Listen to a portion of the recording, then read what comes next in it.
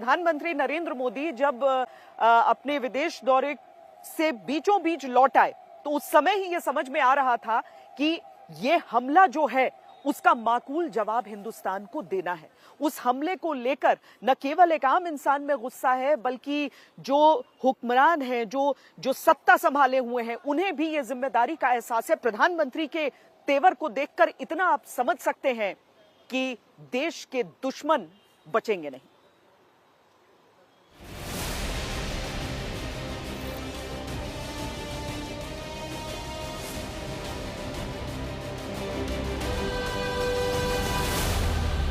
सुरक्षा बलों को लिए आगे की कार्रवाई तय करने के लिए समय क्या हो, स्थान क्या हो, स्वरूप क्या हो, वो सारे फैसले करने के लिए इजाजत दे दी गई है।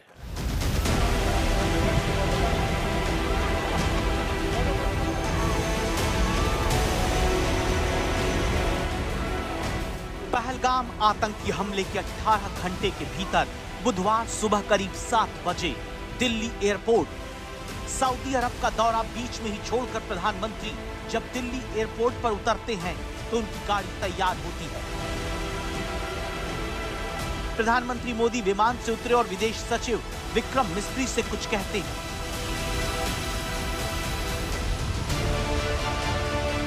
आगे चलते हुए प्रधानमंत्री ने राष्ट्रीय सुरक्षा सलाहकार अजित डोभाल की तरफ इशारा किया और फिर प्रधानमंत्री गाड़ी में न बैठकर एयरपोर्ट पर ही बैठक के लिए चल देते हैं। ये प्रधानमंत्री नरेंद्र मोदी की एयरपोर्ट पर की गई बैठक की तस्वीर है, जिसमें विदेश मंत्री एस जयशंकर, राष्ट्रीय सुरक्षा सलाहकार अजित डोभाल और विदेश सचिव विक्रम मिस्री बैठे दिखते हैं। प्रधानमंत्री नरेंद्र मोदी के सऊदी अरब का दौरा बीच में रोक कर आने के बाद सोशल मीडिया पर पाकिस्तान को हिंदुस्तान के लोग खबरदार करते दिखने लगे। लिखा जाने लगा, हमारे प्रधानमंत्री देश लौट आए हैं, पाकिस्तान तेरा समय शुरू होता है अब। जो आग देशवासियों के दिल में है, वो आग मेरे दिल में भी है। और इसलिए मैं आपको कहना चाहूंगा, 7वें पाताल में होंगे उनको भी मैं छोड़ने वाला नहीं हूं। चुन चुन करके हिसाब लेना, ये मेरी फितरत है। प्रधानमंत्री नरेंद्र मोदी का ये अंदाज देश 6 साल पहले देख चुका है, जब भारत ने पाकिस्तान को 26 फरवरी 2019 को सबक सिखाया था। तब पुलवामा हमले का पाकिस्तान में घुसकर एयर स्ट्राइक करके बदला लिया गया था। 1971 की जंग के बाद पहली बार 2019 में भारत ने घुसकर वार किया था। सवाल ये कि 6 साल बाद पहलगाम में धर्म पूछकर हुए नरसंहार के लिए पाकिस्तान को कौन सी कीमत चुकानी होगी।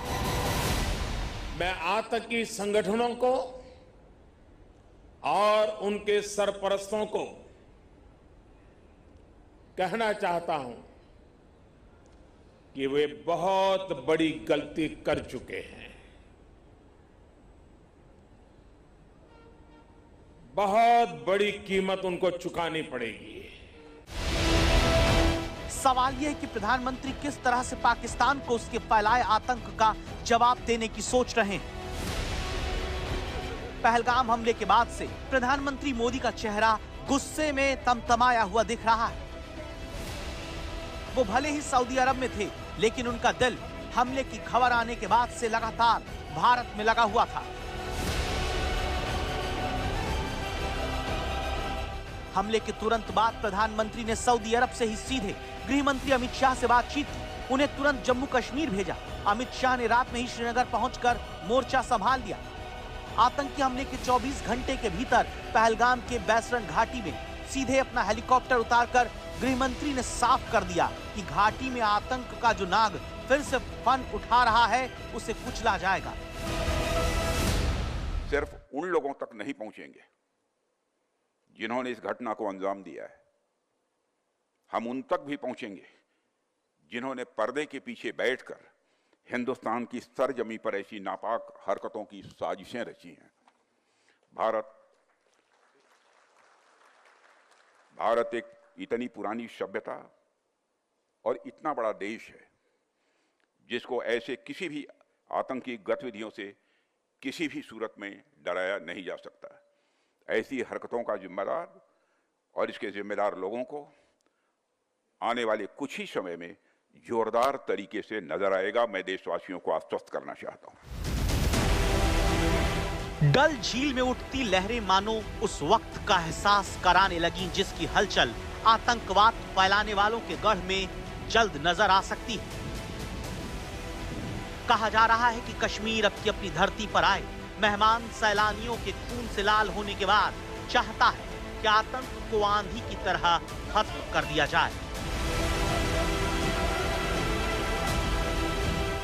उरी आतंकी हमले के बाद सर्जिकल स्ट्राइक और पुलवामा के बाद बालाकोट में एयर स्ट्राइक करके भारत पाकिस्तान को आतंक की कीमत का पाठ पढ़ा चुका है।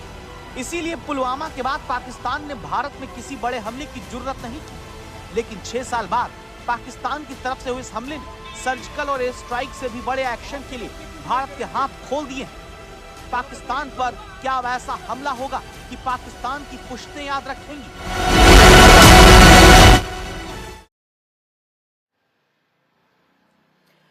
इस बीच एक और ब्रेकिंग न्यूज आपको दे दें। जम्मू कश्मीर के एलजी मनोज सिन्हा ने यहां की सुरक्षा व्यवस्था की समीक्षा की है और कई बड़ी बातें उन्होंने कही हैं जो आपको हम बता देते हैं। एलजी की तरफ से कहा गया है कि आतंक की मदद करने वालों को खत्म करेंगे, पर्यटकों की हत्या का बदला लेंगे। एलजी ने डीजीपी और मुख्य सचिव को निर्देश दिए हैं।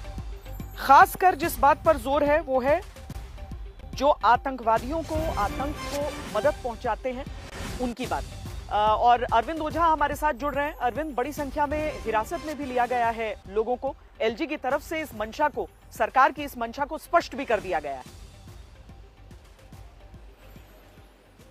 जी बिल्कुल, ओवरग्राउंड वर्कर उन पर नजर है, क्योंकि देखिए ये बात एकदम क्लियर ही हो गई थी। कल ही आज तक को सूत्रों ने बताया था कि जो आतंकवादी हमला हुआ था उसमें बड़ी संख्या में एफटी फॉरेन टेररिस्ट यानी पाकिस्तान के मूल के जो आतंकी हैं वो शामिल थे। ये बात न सिर्फ मिलिट्री इंटेलिजेंस को और तमाम अलग अलग सुरक्षा एजेंसियों को पता लग गई थी। आज एलजी ने ऑर्डर दिया और उसके बाद ओवरग्राउंड वर्कर पर नकेल कसने के लिए 1500 से ज़्यादा लोगों को हिरासत में लिया गया है। उनसे पूछताछ की जा रही है श्वेता। लेकिन आपको ये भी बताता चलूं कि जिन आतंकियों ने हमला किया था उनकी आइडेंटिटी, उनके नाम क्या है वो अभी तक पुख्ता नहीं कर पाई है एजेंसी। ये मैं आपको बता दूं।